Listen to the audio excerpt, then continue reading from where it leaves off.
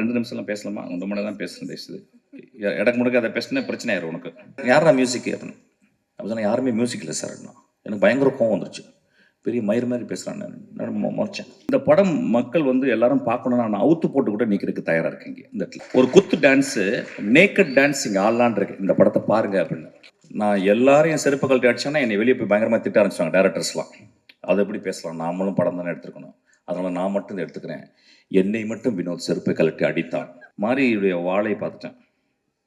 அது ஒரு வாரம் பைத்தியமாக இருந்தால் அன்றைக்கி இப்போ அதுக்கு முடிச்சு அந்த பைத்தியம் முடியும் தீர்றதுக்குள்ளேயும் இந்த பைத்தியம், இது பைத்தியம் இல்லை, இது பேயே பிடிச்சிச்சு எனக்கு. சூரிய ஒரு இடத்துல மூத்திரம் அடிச்சிருக்கான், நடிக்கவே முடியுது, இந்த மாதிரி வாழ்ந்திருக்கான். அதுக்கு வினோத் அந்த கேமராவை பக்கத்தில் எட்டு போகிறான். அப்படியே அவன் மூத்திரம் அடிக்கிறதுக்கு போய் பக்கத்தில் போயிட்டு நான் பயந்துட்டேன், கீழே கீழே கேமரா டில் டவுன் பண்ணிட போகிறான்னு நினைப்பான். ஆசையும் வருது டில் டவுன் பண்ணி பார்க்கலாம் அப்படின்னு சொல்லிட்டு. உங்களுக்கு ப்ரூவ் பண்ணுன்னா வினோத்தை கூட்டிங்க நின்று அவன் காலை முத்தமிடுறேன். நான் இளையராஜா காலை முத்தமிட்டிருக்கேன். 2வது மனிதனாக இளையராஜாக்கு அப்புறம் அவன் கால்களை நான் முத்தமிடுவேன். ஒரு சிகரெட் வந்து ஒரு சிகரெட் பாக்கெட் எவ்வளோப்பா? சிகரெட் பாக்கெட் இன்னைக்கு கிங்ஸு தெரியாது, நீ அடிக்க மாட்டியா? நீ மனுஷனே கிடையாது. யார் எவ்வளோங்க? மிஷ்கின் சார், இவருடைய சினிமா பார்வை ரொம்ப டிஃப்ரெண்ட் ஆனது. லிங்குசாமி சார் சொன்ன மாதிரி என் படம்டா பாருங்க அப்படின்னு சொல்லி காமிப்பாரு. அதுக்குள்ள ஒரு டிஃப்ரெண்டான டிராவல் இருக்கும். ரொம்ப ஜெனுவின் ஃபில்ம் மேக்கர். ஸோ இந்த படத்தை பத்தி ஒரு சில வார்த்தைகள் பேசணும் அப்படின்னு ஆசைப்படுறோம்.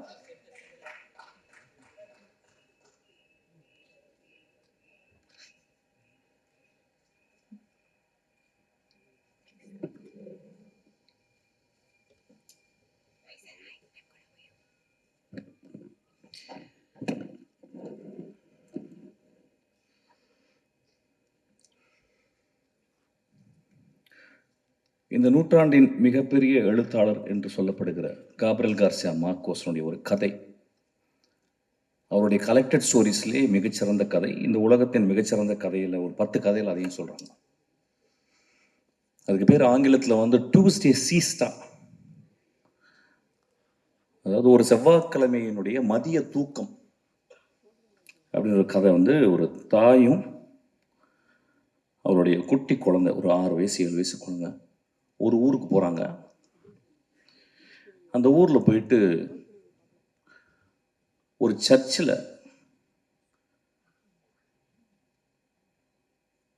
தன்னுடைய மகனுடைய கல்லறை எங்கே இருக்குன்னு கேட்டு போகிறான் அந்த தாய். அப்போ அந்த பாதிரியார் சொல்கிறார், வந்து அந்த ரெஜிஸ்டரை கொடுத்து அதில் சைன் போட சொல்கிறாரு. அந்த தாய் சைன் போடுறான். அப்போ அவர் கேட்குறாரு, ஏமா இப்படியாப்பட்ட ஒரு பிள்ளைய பெற்ற அப்படின்றாரு. அப்போது ஒரு சின்ன ஃப்ளாஷாக காப்ரியல் கார்சியா எழுதுறாரு. அந்த மனிதன், அந்த மகன் அந்த ஊருக்கு வந்திருக்கான். ஒரு நாள் இரவு ஒரு கதவை உடைக்கிறான். அந்த வீட்டுக்குள்ள ஒரு பெண் தனியாக இருக்கிறா. அவளுக்கு தெரிஞ்சிருச்சு யாரோ ஒரு திருடன் வந்து கதவை உடைக்கிறான்னு. நல்ல மழை வேற. அந்த பெண் ஒரு துப்பாக்கி எடுக்கிறான். அந்த துப்பாக்கி எப்படின்னா வந்து ஒரு 100 வருடங்கள், ஒரு 50 வருடங்கள் யூஸ் பண்ணாத ஒரு துப்பாக்கி. யாரோ தாத்தாவோ யாரோ உள்ள வச்சுருக்காங்க. அது மட்டும் தெரியுது. சின்ன வயசுலேருந்து பார்த்துருக்கேன். அந்த துப்பாக்கி தொட்டதே கிடையாது. துப்பாக்கி கண்டா பயங்கர பயம்.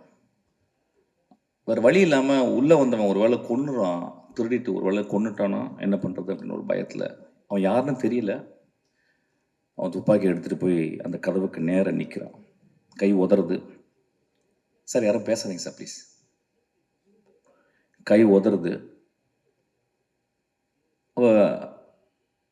அந்த கதவை உடைச்சிட்டு வந்தால் எவ்வளோ உயரத்தில் வருவான் எவ்வளோ அப்படின்ற மாதிரி அவன் வயிற்றை நோக்கி அந்த துப்பாக்கியை அப்படியே காட்டிக்கிட்டே இருக்கான். கை உதறது. அப்போ காப்ரியல் கார்சியா எழுதுறாரு, அந்த கை உதறலுக்கு காரணம் பயம், 28 வருடங்கள் தனிமை அப்படின்னு எழுதுறாரு.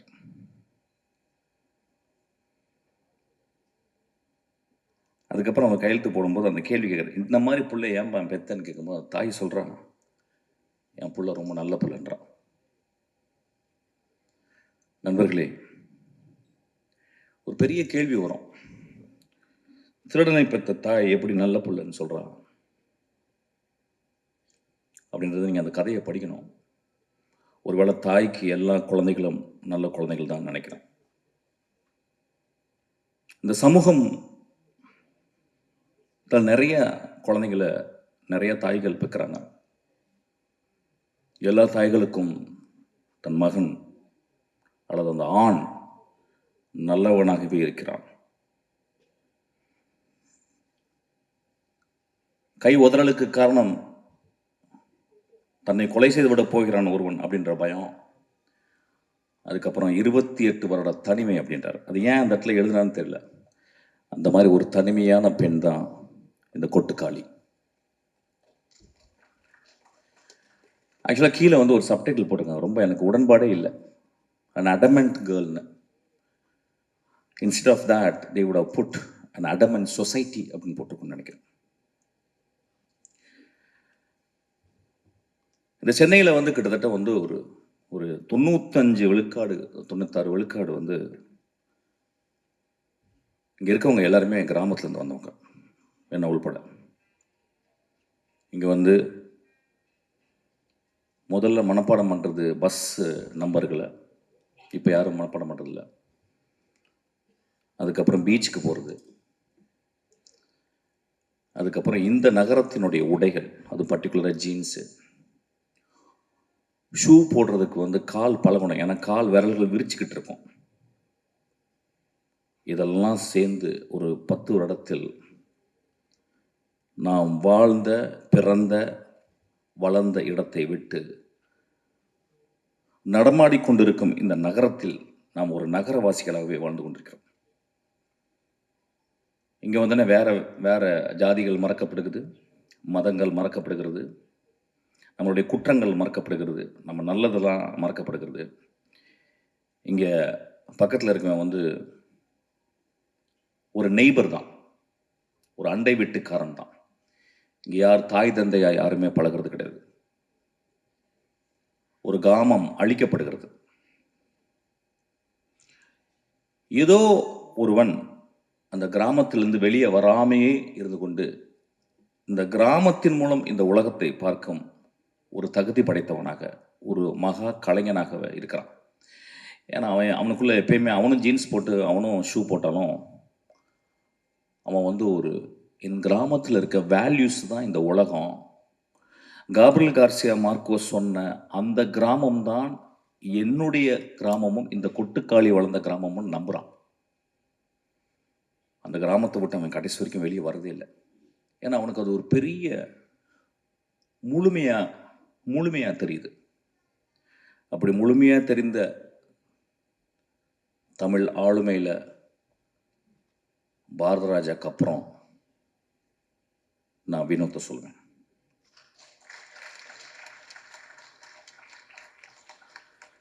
ஒரு திரைப்படம் எதுக்காக எடுக்கப்படுது அப்படின்னா, நிறைய பேர் என் அசிஸ்டன்ட்ட கேட்பேன், எதுக்குடா, எனக்கு தெரிஞ்சு 250 அசிஸ்டன்ட் என்னை விட்டு போயிருக்காங்க. ஒரு வருஷத்துக்கு கிட்டத்தட்ட ஒரு 3000 அசிஸ்டன்ட் டைரக்டருக்காக வர்றவங்களை நான் சந்திக்கிறேன். கொஞ்சம் கூட சோம்பேறித்தனம் படாமல் அவங்கள்ட்ட நான் வந்து கேட்குறேன், எதுக்குப்பா நீ சினிமாவுக்கு வர்ற அப்படின்னு. அது இன்வேரியபிளாக என்ன ஆன்சர் இருக்கும் அப்படின்னா, சார் நான் சாதிக்கணும் சார்,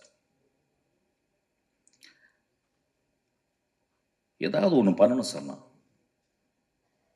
அப்படின்னு தான் சொல்லுவான். அந்த கிட்டத்தட்ட எல்லா வெர்ஷன்ஸும் ஒரே மாதிரி இருக்கும். இல்லை சார் என்கிட்ட ஒரு கதை இருக்குது சார், நான் ஒன்று பண்ணணும் சார். இப்படி தான் இருக்கும். அப்படி தான் நானும் வந்தோம், லிங்குசாமி வந்திருப்பார், சங்கர் சார் இப்படி தான் வந்திருப்பார், எல்லாருமே மணிரத்னம் எல்லாருமே இப்படி தான் வந்திருப்போம். இங்கே வினோத் ஒருவேளை என்கிட்ட அசிஸ்டண்டாக வந்தா, ஏன்டா வினோத் என்கிட்ட வந்த அப்படின்னு கேட்டால் அவன் இந்த ஆன்சர் சொல்லியிருக்க மாட்டான். சார் இந்த உலகத்தை என் கதை மூலியமா மாற்றணும் சார் அப்படின்னு வந்திருப்பான்னு நினைக்கிறேன். இந்த கதை மூலம் தமிழ்நாடையே மாற்றிருக்கான்.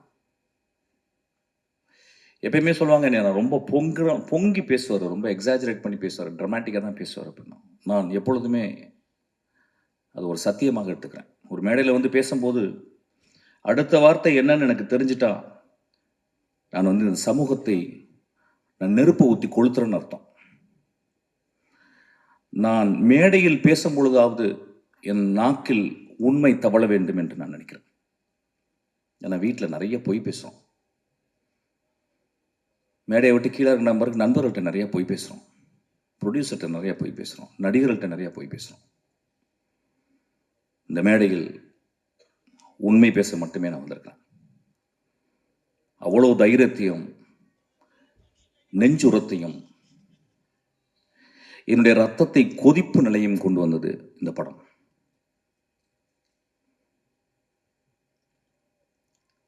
இந்த படம் நிறைய படம் வரும்போதெல்லாம் நான் நிறைய பேசியிருக்கேன். ஃபார் எக்ஸாம்பிள் வழக்கு எண்ணை பேசும்போது இதே மேடையில் நான் ரொம்ப பயங்கரமாக பேசினேன். பயங்கரமாக பேசினேன்னா ரொம்ப கோபமாக பேசினேன். சமூகத்தையே நான் என்ன இப்படி பண்ணுறீங்க அப்படின்னு பேசினேன். அப்போ அன்றைக்கி நிறைய இதே மேடையிலால் என்னை கேலி செய்கிறாங்க. நான் பார்த்துருக்கேன். ஏன்னா ஒரு பாலசக்திவேல் எப்படியாப்பட்ட டேரக்டர்னு எனக்கு தெரியும், நிறைய பேருக்கு அது லிங்குசாமிக்கு தெரியும். ஒரு 3 படத்தை எடுத்துகிட்டு அந்த படம் ரிலீஸ் ஆகலன்னு உட்காந்துருக்கான் ஒரு கலைஞன், மகா கலைஞன். அவன் எப்படியாப்பட்ட கலைஞன்றது ரொம்ப பக்கத்தில் சேர்ந்தவங்களுக்கு, அவன் படங்களை நேசித்தது பார்த்தவங்களுக்கு மட்டும்தான் தெரியும்.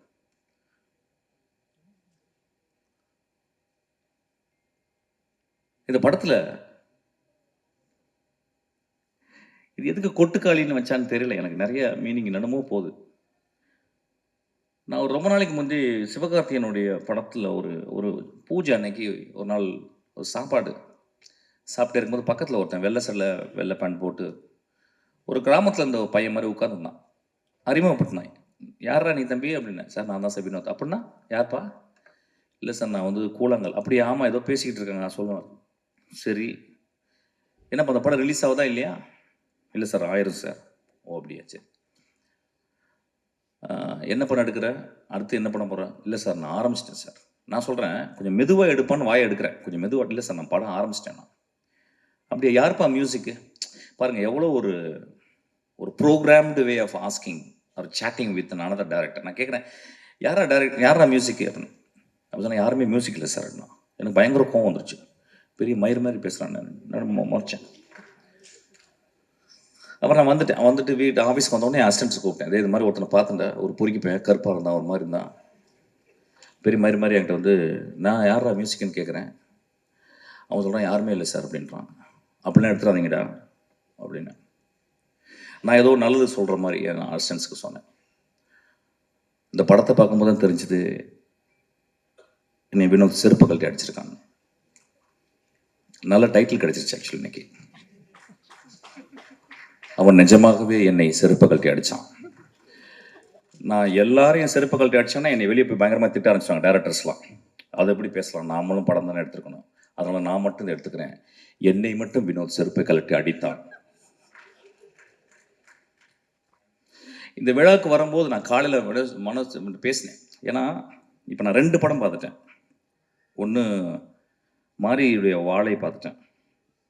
அது ஒரு வாரம் பைத்தியமாக இருந்து அன்றைக்கி நைட் ஃபுல்லாக பைத்தியமாக இருந்து ஃபுல்லாக எழுதி அசிஸ்டன்ட் டேரக்டர்லாம் தூங்காமல் உட்காந்து ஒரு 3 பேஜில் ஒரு லெட்டர் எழுதி வரும் நம்ம நாளில்.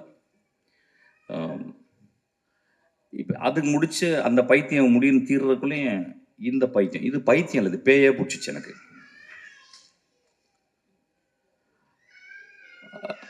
அப்போ அந்த படத்தில் அவன் ஏன் மியூசிக் டைரக்ஷன் பண்ணலை அப்படிங்கும்போது அதுக்கு ஒரு பெரிய அது ஒரு குருட்டாம்போக்கில் எடுக்கப்பட்ட ஒரு முடிவல்ல. The decision came out of his vision of cinema. அவன் எப்படி சினிமாவை ட்ரூத்ஃபுல்லாக பார்க்குறான் அப்படின்றதுக்கு ஒரு காரணம். ஏதோ ஒரு வகையில் நம்ம என்ன பண்ணுறோம், ஒரு மியூசிக் மூலியமாக நம்ம சட்டையை அயன் பண்ணிடுறோம், நம்ம திரைப்படங்களை நம்ம அயன் பண்ணிடுறோம். அவன் என் சட்டை என் திரைப்படம் சுருக்கமாகவே இருக்கணும் அப்படின்றான். என் பாட்டியினுடைய அந்த இடுப்பை சுற்றி இப்படி உள்ள சொருவா பார்த்தீங்களா, அது வெளியே எடுத்தால் எவ்வளோ சுருக்கம் இருக்கும் அந்த முந்தானையில், அந்த அளவுக்கு சுருக்கத்தை அவன் பார்க்குறான். அவ்வளோ ட்ரூத்து பார்க்குறான். இந்த படத்தை பற்றி நான் ஒரு 4 நாள் கண்டினியூஸாக என்னால் பேச முடியும். ஆனால் படத்தை பார்த்துட்டு வெளியே வந்தோடனே நைட்டு நான் என்ன பண்ணுறதுன்னு எனக்கு தெரியல. வழக்கம் போல் சொன்ன மாதிரி நல்லா இருக்குப்பா, சூப்பர்ப்பா, நல்ல ட்ரை பண்ணியிருக்கேன். இப்போ நிறைய பேர் சினிமா பாட்டு வந்தோன்னா உஷாராக பேசுகிறது எப்படின்னு கேட்டால் வித்தியாசமாக முயற்சி செஞ்சுருக்கேன்னு. அது கெட்ட வார்த்தை சொல்லி தான் சொல்லணும், பட் அது சொல்ல முடியாது, போர் அடிக்குது எனக்கு ஆக்சுவலாக. அந்த மாதிரி எதாவது பேசிட்டு போயிடுறது. இல்லைன்னா நல்ல ஃப்யூச்சர் இருக்குப்பா அப்படின்றது. அப்புறம் ரொம்ப மோசமாக ஒரு தடவை பார்க்கலாம் அப்படின்றது. நண்பர்களே, இங்கே வரும்போது யோசிச்சேன், நான் என்ன பேசணும், இந்த படத்தை நான் வந்து எப்படி மக்கள்கிட்ட கொண்டு போய் சேர்க்கணும். ஏன்னா என் லைஃப்பில் இது வந்து ஒரு பெரிய பொறுப்பாக நான் பார்க்குறேன். என் மகள் பிறக்கும்போது என் மனைவியின் கையில் என் மகளை பார்த்துட்டு நான் எவ்வளோ சந்தோஷப்பட்டனோ, அதே மாதிரி இந்த படத்தை பார்த்தப்ப சந்தோஷப்பட்டேன்.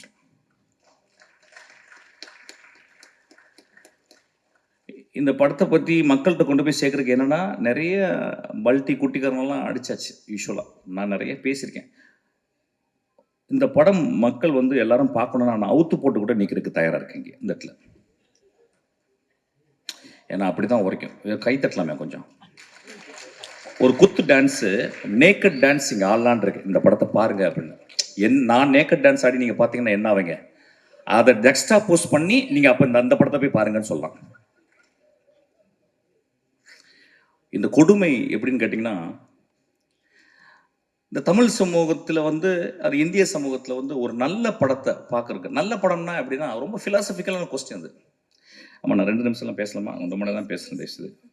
இடக்கு முடக்க அதை பேசினா பிரச்சனை ஆயிரும் உனக்கு.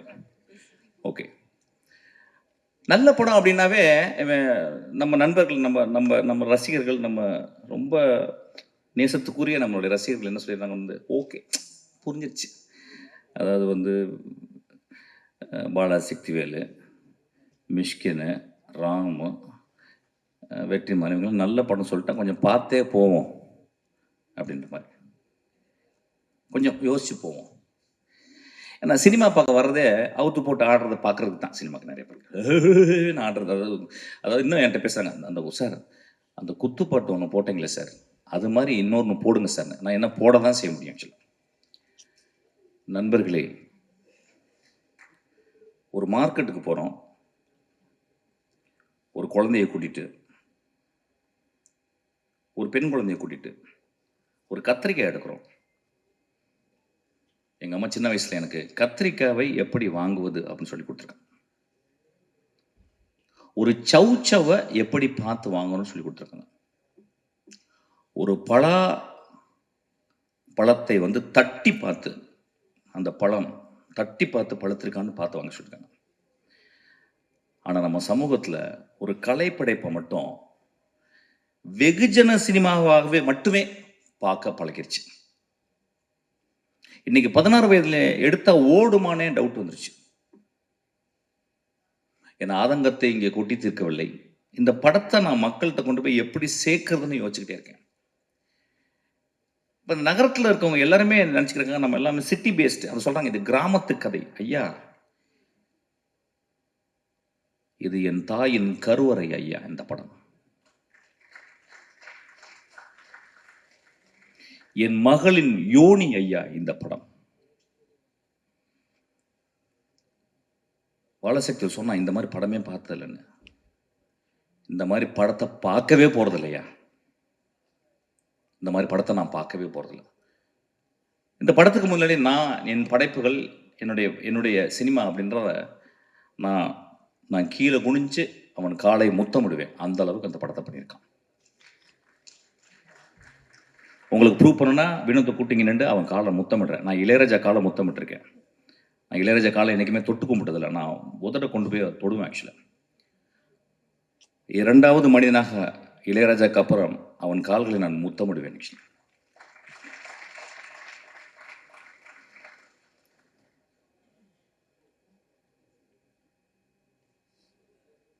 ஒரு படத்தை பார்க்கும்போது அடுத்த சீன் என்ன, அடுத்த சீன் என்ன, அடுத்த சீன் என்ன, அடுத்த சீன் என்னன்னு சொல்லிட்டு நாங்கள்லாம் எழுதுவோம். எழுதும்போது ரொம்ப கேர்ஃபுல்லாக, நான் இப்போ கூட வரும்போது என் தம்பிகிட்ட பேசிக்கிட்டேன். ஒரு படம் வந்து நல்ல கதையாக இருக்கணும், என்டர்டெய்னிங்காக இருக்கணும், இப்போ 3வது தேவைப்படுது எக்ஸைட்டிங்காக இருக்கணும்னு சொல்லிட்டு. இந்த 3மே இந்த படத்தில் இருக்குது. என்ன ஒன்று, நீங்கள் பார்க்குறது உங்கள் பார்வையை வேறு மாதிரி வச்சு பார்க்கணும். எனக்கு தெரிஞ்சு இந்த ரீசெண்ட் டேஸில் இந்த கதைகளில் நான் வந்து இப்போ 2 கதைகள் வந்து நான் இந்த 10 வருடத்தில் திரைக்கதையில் படித்தது எக்ஸ்ட்ராடனரி ஸ்டோரிஸ்னு சொல்லுவேன். ஒன்று 3 பில்பர்ட்ஸு, இன்னொன்று கெட் அவுட், ஜோர்டன் பீல்டு. அதுக்கப்புறம் இந்த கதையை சொல்லுவேன். ஏன்னா அது 3மே எப்படின்னா, ஒண்ணு வந்து பிளாக் ஹாரர், இன்னும் வந்து ஒரு பெண்ணினுடைய தவிப்பு, தன் மகளை பறி கொடுத்துட்டு ஒரு பெண்ணுடைய தவிப்பு. இந்த படத்துல ஒரு குடும்பம் ஒரு பெண்ணை வச்சுக்கிட்டு தவிக்கிறாங்க. அவ்வளவு சிறந்த மனிதர்கள் அந்த குடும்பத்தில் இருக்கவங்க. அந்த குடும்பம் பார்க்கும்போது, படம் பார்க்கும்போது அவங்க கெட்டவங்க மாதிரி தெரியும். எனக்கு ரொம்ப அந்த பெண்ணை விட அந்த குடும்பம் ரொம்ப நல்லதா தெரிஞ்சுது. வினோத் இந்த கேரக்டருக்கு வந்து வேற யாரோ பண்ணியிருந்தா நல்லா இருக்காதோ, நடிச்சிருவாங்களோங்கிறதுக்காக தன்னுடைய அக்காவையும் தன்னுடைய பெரியம்மா பொண்ணு தங்கச்சிகளாம் நடிக்க வச்சிருக்கான். இந்த படத்துல வந்து 2 காட்சிகள் நான் சொல்லுவேன். பாலாஜி பாதி கதை சொல்லிட்டான் ஆக்சுவலா. நான் சொல்ல மாட்டேன். உன்னை அதுக்கு அடிக்கணும். டேய் பாலாஜி, பாதி கதையை சொல்லிட்டேன் நீ ஆக்சுவலி. நான் சொல்ல மாட்டேன். இந்த படத்துல வந்து ஒரு சேவல் நடிச்சிருக்கு. அதான் முதல்ல பார்த்துருப்பீங்க. சேவல் நடிச்சிருக்குன்னு சொல்றதை விட அந்த சேவலை அவன் வந்து கேப்சர் பண்ணியிருக்கான். முதல் ஷாட்டாக நீங்கள் போட்டிருக்கான், நீங்கள் பார்க்கணும் ஆக்சுவலாக. இந்த படம் சினிமாவை எப்படி பார்ப்பது, நாம் என்ன சினிமா பார்த்துக்கிட்டு இருக்கோம், அதாவது மொமெண்ட்ஸ்ன்னு சொல்லுவாங்க. சினிமாவில் வந்து மொமெண்ட்ஸ்ன்னு சொல்லுவாங்க. எனக்கு தெரிஞ்சு நான் 27 வருடத்தில் 2 மொமெண்ட் தான் நான் கிரியேட் பண்ணியிருக்கேன். ஒரு மொமெண்ட் வந்து வெட்டி போட்டவன் இடத்துல வந்து ஒரு கிழவி வந்து பூ போடுறான். 2வது மொமெண்ட் வந்து தன் மகள் இறந்து போன பிறகு அப்பாவினுடைய சிகரெட்டை வந்து குடிக்கக்கூடாதுன்னு கஷ்டப்படுறான். இந்த 2 மொமெண்ட் 27 வருஷத்துல இந்த படத்துல 60 சீனுமே 60 மொமெண்டா பண்ணியிருக்கான். இந்த படத்தில் வந்து இயற்கையை அவன் யூஸ் பண்ணது, மனிதர்களுக்கு முன்னால இயற்கையை அவன் யூஸ் பண்ணது. ஒருவேளை நான் பேசுறது போர் அடிச்சாலும் அடிக்கலாம், பட் பரவாயில்ல, ஏதாவது பேசுறேன். ஏன்னா கொஞ்ச நேரம் பேசுறதுக்கு கேட்கறதுக்கு போயிடுச்சு. மச்சான் நெக்ஸ்ட் சீன் என்னன்னு போயிருது ஆக்சுவலா. நண்பர்களே,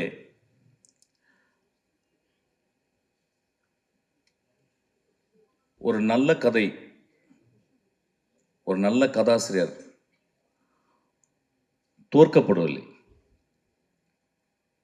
சமூகத்தால் கொலை செய்யப்படுகிறான். ஒரு நல்ல கதையும் ஒரு நல்ல கதாசிரியரும் அவ்வளவு பேரன்போட ஒரு சமூகத்துக்கு இந்த கதையை எழுதுனா பீச்ல ஒரு பங்களா, மிக வசதியான காரு,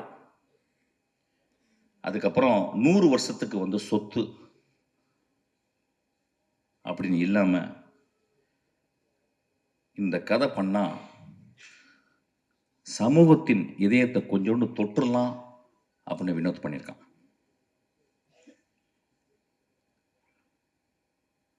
இந்த படத்தை வந்து பத்திரிகைக்காரங்க எல்லா படங்களுடைய திறப்பு வாசல்களை திறந்து வைக்கிறது பத்திரிக்கையாளர் தான். வந்து படம் வந்து பார்ப்பாங்க. பார்த்துட்டு எனக்கு தெரிஞ்சு எல்லா நல்ல படங்களையும் அவங்க வந்து ஆறத்தழுவி முத்தம் கொடுத்துருக்காங்க. இந்த படத்துக்காக வினோத்துக்கு இந்த பத்திரிகையாளர்கள் கோயில் கட்டணும்னு நான் கேட்குறேன். இந்த சமூகம் ஒருவேளை அவன் கொலை செய்து விடலாம். அந்த கொலையிலிருந்து தப்பிக்க வச்சது சிவகார்த்திகேயன். சிவகார்த்திகேயன் ஒரு லீடிங் ஆக்டர், கடுமையான உழைப்பாளி. சிவகார்த்திகேயனால இந்த படத்தில் நடிக்க முடியாது. ஏன்னா ஒரு மிகப்பெரிய ரசிகர்கள் கூட்டம் வந்துருச்சு. ரசிகர்களை சந்தோஷப்படுத்துவது ஒரு பெரிய கடமையாச்சு. ஆனால் அந்த குழந்தை, அந்த பையன், நான் மிகச்சிறந்த படைப்பு பண்ணணும்னு ஆசைப்பட்டு கூழாங்கல்ல பார்த்தவொடனே, தம்பி இந்த படத்தை நான் தான் பண்ணுவேன்னு சொல்லியிருக்கான். அதுக்காக அந்த தம்பிக்கு ஒரு கோயில் கட்டணும். சிவகார்த்திகனுக்கு ஒரு குழந்தை பிறந்திருக்கு. சிவகார்த்திகனுக்கு இன்னொரு குழந்தையும் பிறந்திருக்கு. அதுதான் கொட்டுக்காளி. இந்த படத்தில் நடித்தவர்கள் அந்த அனா பென் ஒருத்தி நடிச்சிருக்கா. தெரியல, தமிழில் இருக்க பெண்ணுங்கள்லாம் இப்போல்லாம் நடிக்கவே வரதில்லை நல்ல படங்களுக்கு. சார் எனக்கு 2 பாட்டு இருக்கா, 3 டான்ஸ் இருக்கா, தௌபா தௌபா தௌபான்னு அப்படின்னு ஏதாவது டான்ஸ் ஸ்டெப்பு, ஹூக் ஸ்டெப்பு வைக்கிறதுக்கு இருக்கான்னு பார்ப்பாங்க. அப்போ தமிழில் பொம்பளைங்களே கிடையாது. அப்போ இங்கேருந்து போயிட்டு பஸ் ஏறி போயிட்டு ஆனபெல்னு ஒரு சிறுக்கியை பிடிச்சிட்டு வந்திருக்கான். ஒரு பேய் அரக்கி அவன். அவன் எத்தனை வார்த்தை பேசியிருக்கான்னா 1.5 வார்த்தை பேசியிருக்கான்னு நினைக்கிறேன். ஒரு பாட்டு வர பாடிட்டா அதுக்கு அடி, ஒரே அடி. சூரி போட்டு ஒரு மணி நேரம் அடி என்ன அடிக்கிறான் போட்டவள. இந்த சமூகம் அப்படித்தானே இருக்கு. ஒரு பெண் பாடக்கூடாதுல்ல.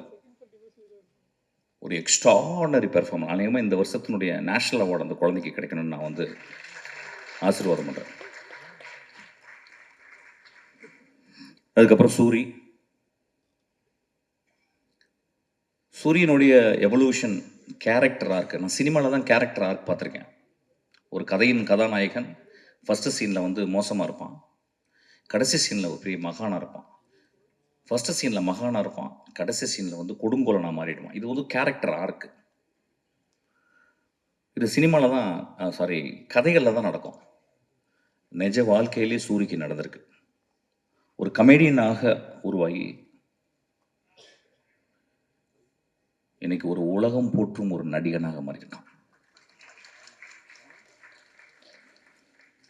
நான் அன்றைக்கி நைட்டு இரவு உட்காந்து பேசினேன். என்னடா மகனே நீ இப்படி, எங்கடா உனக்கு ஏதாவது அருள்கிருள் வந்துருச்சா, இல்லை காதில் ஏதாவது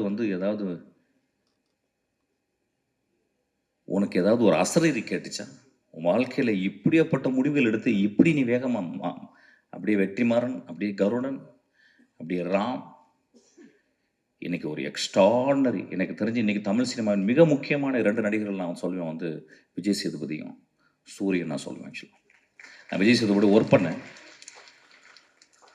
67 நாட்கள் ஒர்க் பண்ணேன். ஒரு நாள் கூட எங்கள் 2 பேருக்கு ஒரு சின்ன உராய்வு கூட ஏற்படல.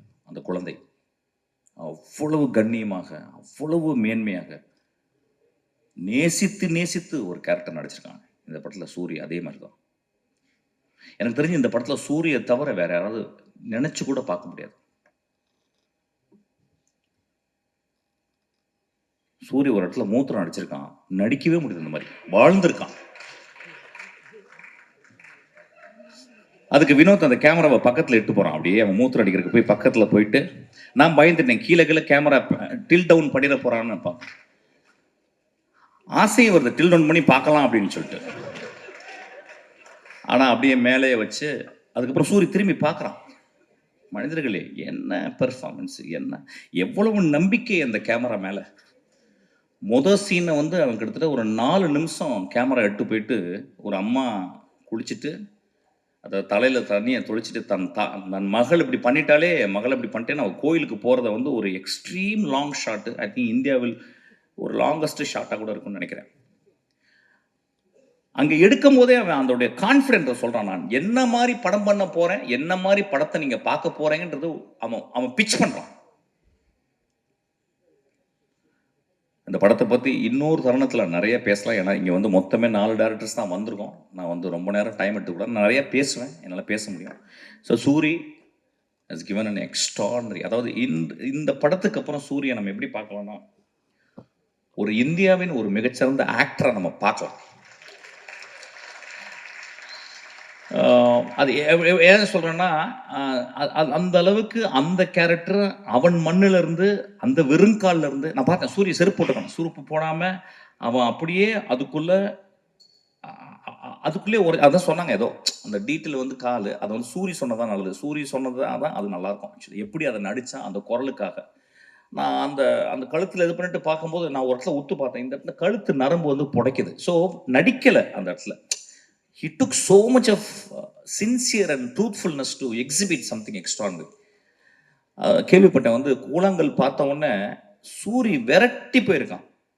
ராம் என்கிட்ட சொன்னான். ஆனால் கிட்டத்தட்ட டெய்லி 2 தடவை ஃபோன் பண்ணி, ராமண்ணா கொஞ்சம் வினோட்ட சொல்லுங்க, அடுத்த படம் எந்த படமாக இருந்தாலும் அதில் ஒரு சின்ன கேரக்டராக நடிக்கிறேன். அதுக்காக சூரிக்கு நம்மலாம் கிளாப் பண்ணுவோம். அதான் ஒரு கலைஞன் இன்னொரு கலைஞனை தேடி ஒரு சீனாவும் நான் நடிக்கணும்னு சொன்னா பாருங்க, அவன் ஒரு பெரிய மேதை தான். அவன் பெரிய மேதை தான் அவன். நண்பர்களே, இந்த படத்தை பற்றி நான் நிறைய சொல்ல முடியும். ஆனால் I am not very sure how far I can talk. ஒரு மிகப்பெரிய அனுபவம் இந்த படம். வந்து ஒவ்வொரு குடும்பமும் போய் பாருங்க. அதாவது மோசமான படங்களை சில படங்களை நம்ம பார்க்குறோம். மோசமான காட்சிகளை நம் குழந்தைகளை கொண்டு போய் காட்டுறோம். மோசமான படங்களை இந்த இளைஞர்கள் போய் பார்க்குறாங்க. அதெல்லாம் பார்க்கலாம், தப்பு கிடையாது. அது ஒரு ஆர்ட் போர்னோகிராஃபியும் ஒரு ஆர்ட் தான். அது யாரால எடுக்கப்படுறதுன்ற பொறுத்து. ஆனா இந்த படம்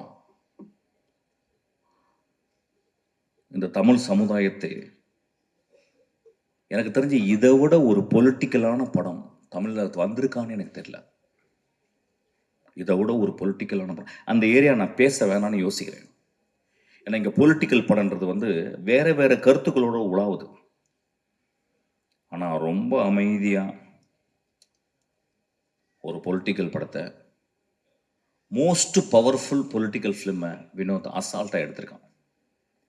நண்பர்களே, நான் மீண்டும் கேட்குறேன், இந்த படத்தை நீங்கள் எல்லாரும் பார்க்கணும். பத்திரிக்கையாளர் இந்த படத்தை பற்றி மேன்மையை எழுதணும். இந்த பத்திரிக்கையாளர்களுடைய மனசாட்சி நான் சொல்லுவேன். இந்த படத்தை நான் தேவராஜெல்லாம் நான் பார்த்தேன். 25 வருடம் நான் பார்க்குறேன் தேவராஜன். சினிமாக்காவே வாழ்ந்து ஒரு கலைஞனாக, அதாவது ஒரு பத்திரிகையாளனாக இல்லாமல் ஒரு கலைஞனாகவே வாழ்ந்துருக்கேன். இப்போ நான் என் தம்பியை பார்த்தேன். அவன் எனக்கு குழந்தை வந்துருச்சன்னா அப்படின்னு சொன்னான். உங்களுக்கெல்லாம் பெரிய தர்மம் இருக்குது இந்த படத்தை பற்றி. இந்த படத்தை பற்றி நான் என்ன சொல்கிறேன், நான் சேலஞ்ச் பண்ணுறேன். இந்த படத்தை பற்றி ஏதாவது ஒரு நெகட்டிவ் பேசுங்க. இந்த படத்தை கொண்டு போய் சேர்க்க வேண்டியது உங்கள் கடமை. ஐயா, இது உங்கள் தாய் மடி ஐயா. இந்த மடியை நீங்கள் தான் பத்திரமா பார்த்துக்கணும். நான் ரசிகர்கள், சினிமாவை நேசிக்கும் ரசிகர்கள், ஒவ்வொரு தடவையும் சினிமா ரசிகர்களால், அந்த தாயுள்ளம் கொண்ட ரசிகர்களால் கண்டுபிடிக்கப்பட்ட மகா ஆளுமைகள் தான் பாரதராஜா, மணிரத்னம், பாக்யராஜ், பாலச்சந்தர், பாலா, வெற்றிமாறன், ராம், பாலாஜி சக்திவேல். இவங்கெல்லாம் மகா உன்னதமான படைப்புகளை கொடுத்து மக்களுடைய அங்கீகாரம் பட்டு நீங்கள் தொட்டில் போட்டு தாளாட்டி இன்னைக்கு இவ்வளோ பெரிய ஆளாக இருக்கிறாங்க.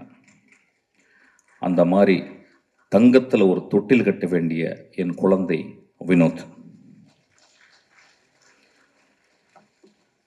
கடைசி விவசாயி பார்த்துட்டு நான் அவ்வளவு கஷ்டப்பட்டேன். தியேட்டரில் 4 பேர் தான் இருந்தாங்க. ஒரு மகா உன்னதமான படைப்பு அது.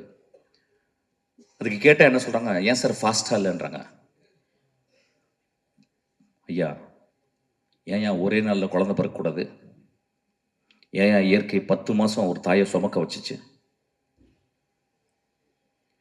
ஏன் என்னுடைய பாட்டி மெதுவாக நடந்து போகிறாள்? என் தந்தை இப்போ போன வாரம் இறந்து போனார். கை அப்படியே அவர் அந்த பாடியை குளிப்பாட்டும் போது நான் பார்த்தேன். அப்படியே கையெல்லாம் சூம்பி போயிருந்துச்சு. அப்படியே அந்த குளிக்கல வைக்கும்போது நான் அப்படியே பார்த்துக்கிட்டே இருந்தேன். அந்த மண்ணை அள்ளி போடும்போது அந்த வாய்க்குள்ள தான் போச்சு. என்னை முற்றம் கொடுத்த, என்னை பார்த்து எப்பொழுதும் புன்னகை புரிந்த அந்த வாய்க்குள்ள அந்த மண்ணு போனதை நான் பார்த்தேன். நான் பார்த்த உலகத்தில் என் வாழ்நாளும் மிக முக்கியமான ஷாட்டாக அதை நான் பார்க்குறேன். நான் சொல்கிறது கொஞ்சம் கூட வெக்கப்படல. அந்த மாதிரி ஒரு 600 ஷாட்டு, 600 ஷாட்டில் மொத்தமே 150 ஷாட் இருக்கும். உண்மையும் தெய்வத்தன்மையும் தாய்மையும் கொண்ட படம் தான் அந்த படம். தயவு செய்து கைவிட்டுறாதீங்க. சும்மாவது போய் பாருங்க. ஒரு சிகரெட் ஒரு சிகரெட் பாக்கெட் எவ்வளோப்பா? சிகரெட் பாக்கெட் இன்னைக்கு கிங்ஸு தெரியாது. நீ அடிக்க மாட்டியா? நீ மனுஷனே கிடையாது. யார் எவ்வளோங்க? எவ்வளோ ஒரு சிகரெட் பாக்கெட்டு? 200 rupeesங்க ஒரு சிகரெட் பாக்கெட்டு. ஒரு சிகரெட் பாக்கெட்டில் 20 சிகரெட் இருக்கா? 10 இருக்கு. 10 நாள் போச்சுன்னு அர்த்தம் உங்களுக்கு. 10 சிகரெட் கொடுத்தா 10 நாள் போச்சு. நான் சிகரெட்டை நிப்பாட்டிட்டேன். இப்போ 10 நாள் ஜாஸ்தி ஆயிடுச்சு. இப்போ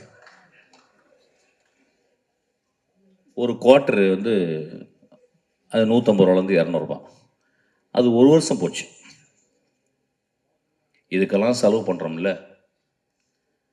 சாமிக்கு போய் நம்ம அவ்வளோ செலவு பண்ணுறோம், அவ்வளோ உண்டியல் காசு போடுறோம், அவ்வளோ டொனேஷன் கொடுக்குறோம்ல.